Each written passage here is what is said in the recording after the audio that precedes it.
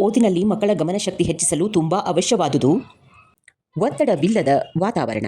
ಒತ್ತಡವಿಲ್ಲದ ವಾತಾವರಣ ಏಕೆ ಮುಖ್ಯ? ಮಕ್ಕಳ ಗಮನಶಕ್ತಿಯ ಬಗ್ಗೆ ನಾವು ಎಷ್ಟೇ ತಂತ್ರಗಳನ್ನು ಬಳಸಿದರೂ ಒಂದು ವಿಷಯ ಸರಿ ಇಲ್ಲ ಅಂದರೆ ಎಲ್ಲವೂ ವ್ಯರ್ಥವಾಗುತ್ತದೆ. ಅದು ಒತ್ತಡ ತುಂಬಿದ ವಾತಾವರಣ. ಮಗು ದಿನಪೂರ್ತಿ ಗದರಿಕೆ, ಕೂಗು, ಹೋಲಿಕೆ ಇವುಗಳ ಮಧ್ಯೆ ಇದ್ದರೆ ಅದರ ಮನಸ್ಸು ಸದಾ ಭಯ ಮತ್ತು ಗೊಂದಲದಲ್ಲೇ ಇರುತ್ತದೆ.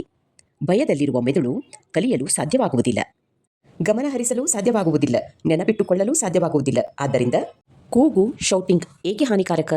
ಓದುವಾಗ ಭಯ ಕಾಡುತ್ತದೆ. ಭಯದಿಂದ ಓದಿದ ಮಗು ಕೇವಲ ಮುಗಿಸಲು ಓದುತ್ತದೆ, ಅರ್ಥ ಮಾಡಿಕೊಳ್ಳುವುದಿಲ್ಲ. ಹೋಲಿಕೆ, ಕಂಪ್ಯಾರಿಸನ್ ಮಾಡುವ ಪರಿಣಾಮ. ಅವನು ನೋಡಪ್ಪ ಎಷ್ಟು ಚೆನ್ನಾಗಿ ಓದುತ್ತಾನೆ, ಅವಳೋ ಎಷ್ಟೋ ಶಾಂತ ಮಗು.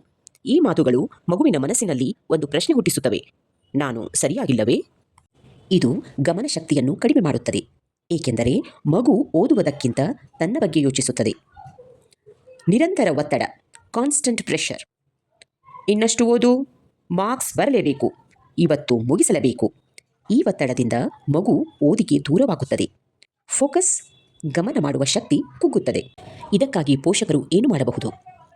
ತಪ್ಪು ಮಾಡಿದಾಗ ಕೂಗಬೇಡಿ, ಹೋಲಿಕೆ ಮಾಡುವ ಬದಲು ಪ್ರೋತ್ಸಾಹ ನೀಡಿ, ಫಲಿತಾಂಶಕ್ಕಿಂತ ಪ್ರಯತ್ನ ಮೆಚ್ಚಿ, ಮಕ್ಕಳ ಮಾತು ಕೇಳಿ, ದಿನಕ್ಕೆ 10 ನಿಮಿಷ ಪ್ರೀತಿಯಿಂದ ಮಾತನಾಡಿ.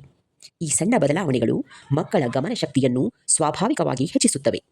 ಹಾಗಾದರೆ ಸ್ನೇಹಿತರೆ, ಶಾಂತ ಮತ್ತು ಪ್ರೀತಿಯ ವಾತಾವರಣ ಏನು ಮಾಡುತ್ತದೆ ಗೊತ್ತಾ? ಪ್ರೀತಿ ತುಂಬಿದ ವಾತಾವರಣದಲ್ಲಿ ಮಗು ಸುರಕ್ಷಿತ ಎನಿಸುತ್ತದೆ.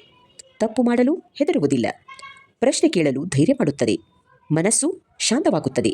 ಶಾಂತ ಮನಸ್ಸು ಬರೋಬ್ಬರಿ ಉತ್ತಮ ಗಮನ.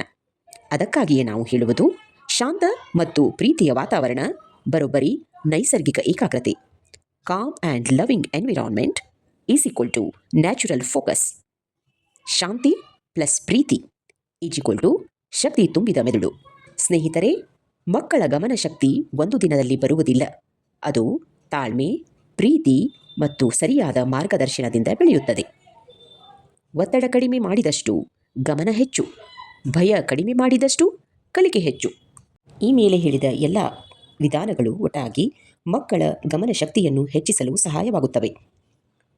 ಒತ್ತಡ ಕಡಿಮೆ ಮಾಡಿದಷ್ಟು ಮಕ್ಕಳ ಮನಸ್ಸು ಹಗುರವಾಗುತ್ತದೆ. ಹಗುರ ಮನಸ್ಸು ತಾನೇ ಗಮನ ಕೇಂದ್ರೀಕರಿಸಲು ಸಹಾಯವಾಗುತ್ತದೆ. ಶಾಂತಿ ಪ್ಲಸ್ ಪ್ರೀತಿ ಬರೋಬ್ಬರಿ ಶಕ್ತಿ ತುಂಬಿದ ಮೆದುಳು. ಇವೆಲ್ಲ ಒಂದೇ ದಿನದಲ್ಲಿ ಆಗುವುದಿಲ್ಲ, ಆದರೆ ಕೆಲವು ವಾರಗಳಲ್ಲಿ ನೀವು ದೊಡ್ಡ ಬದಲಾವಣೆಗಳನ್ನು ಕಾಣುತ್ತೀರಿ.